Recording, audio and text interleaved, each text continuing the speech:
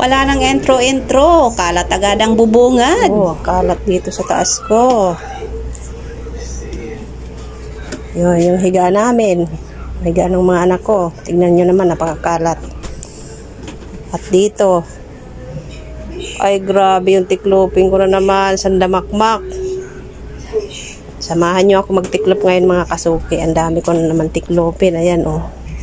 Buksan ko nga muna itong maliit na bintana para makapag-umpisa na ng pagtiklop.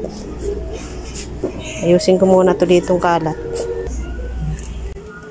Palagi talagang makalat itong taas ng bahay ko. Minsan lang naman kasi ako dito maglinis, kaya naman ganito kakalat. Lalong-lalo na yung tiklopin ko, sigurado hindi ko ito matitiklop ngayon at uunahin ko muna magligpit dito sa taas ng bahay ko.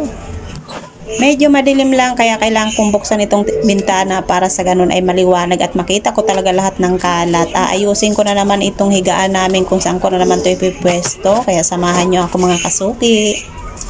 Itong mga hanger ko kung saan talaga ito nagkakalat, hindi ko nga alam kung naglalakad ito, hindi nga kasi nila alam kung saan ilalagay. Pati itong mga bag nila kung saan lang din sinasabit, hindi na talaga natuto itong mga anak ko dito sa taas. At itong sahig ko nga, minsan lang nga ito kung mawalisan. Madalas ko rin sinasabi sa kanila na magwalis, pero palagi namang hindi nasusunod. Charis! Kaya tuloy ang ending, yung bunganga ko, wala rin tigil sa ratatat. O diba, ganito talaga yung mga nanay, walang tigil sa kadadaldal kapag nakikitang maraming kalat.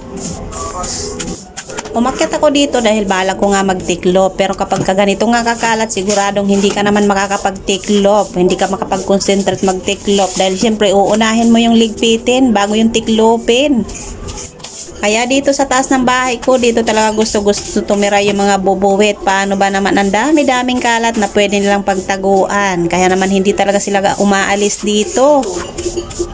Eto yung magtitiklop lang sana, pero hindi naman nakapagtiklop. Pagliligpit na nga lang yung ginawa, bukas na lang ako magtitiklop pag natapos ko na itong mga ligpitin ko. Dahil itong tiklopin ko, sa dami nito sigurado abutin ako ng 2 araw. Hayaan nyo lang na ganito kakalat. Ay nako, kung ako sa'yo kasuki, wag ka nang mag-ingay dyan, magligpit ka na lang dahil wala namang ibang gagawa dyan kundi ikaw lang din, Charies.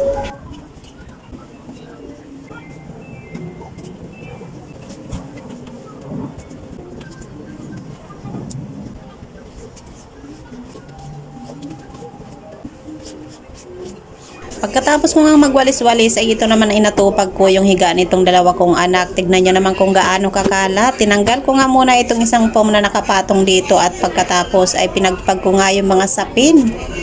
Maalikabok na kasi kaya pinagpag ko na muna. Kung yung ibang mga nanay may ginagamit silang vacuum, pero ako hanggang punas-punas lang dahil wala naman tayong ganun. Ayan, hanggang pagpag na lang ang person, Charis. At dahil nga mabigat itong malaking foam, kaya naman hanggang urong-urong at hila na lang yung ginawa ko para lang mawalisan yung mga ilalim nito. Dati nga ayaw higaan to ng 2 kong anak. Paano ba naman kapag gumalaw daw yung isa ay umuuga na, nahihilo daw sila. Pero no choice sila dahil nilatag ko na nga dito, wala sila ibang hihigaan. Binigay lang nga dati sa amin itong malaking foam na to, pero tinanggap ko naman nga dahil dati nga walang nga higaan itong 2 kong anak. Pero dahil nga ayaw naman nila, kaya matagal itong nakatayo dito sa isang tabi. Pero nung bumaha nga ay nilapag ko nga ito para mahigaan naming lahat dahil wala nga kaming mahigaan. At itong foam na isa na nakapatong dito, ito yung foam na hinihiga naman namin ng asawa ko dun sa tindahan. Pero ngayon nga ay hindi ko na nga ito binaba at dito na nga lang ito sa taas para naman hindi na paulit-ulit mag-akyat baba. Nakakapagod kasi. At matapos ko ang ipagpag lahat ng sapin yan ay binalik ko rin naman dahil hindi pa rin naman madumi yan. Kailan lang naman namin ikinabit yan.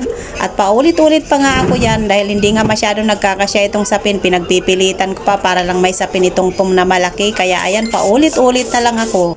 Pero sa tinagal-tagal nga ng pagkabit ko dyan ay sa wakas na ikabit ko rin naman talaga yan. Pero medyo natagalan nga lang ako dahil paulit-ulit nga natatanggal dahil nga hindi magkasya, pinagpipilitan.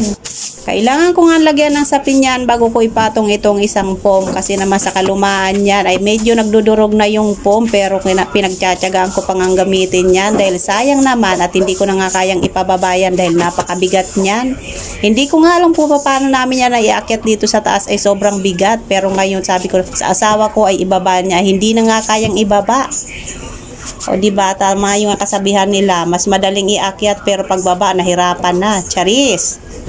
At sunod naman yan ay ipinatong ko na nga itong isang foam pero sa totoo lang pagkatapos ko talaga dyan ay feeling ko nakipagrambulan ako sa 10 tao. Pawis na pawis talaga ako dyan.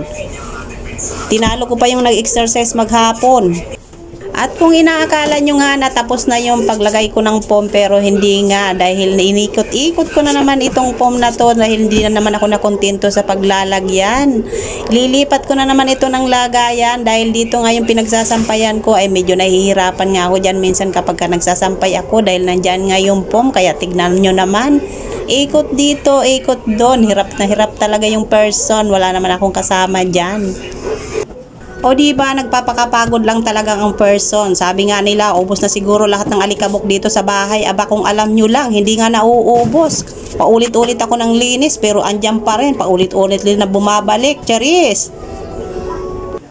At ito na nga ang final position itong aking foam. Hindi ko yan ililipat dahil ito naman talaga ang dati niyang position. Malapit dito sa may bintana. Maliwanag kasi kapag ka dito yan nakalagay. Siya hanggang sa muli. Maraming salamat sa panonood. Bye!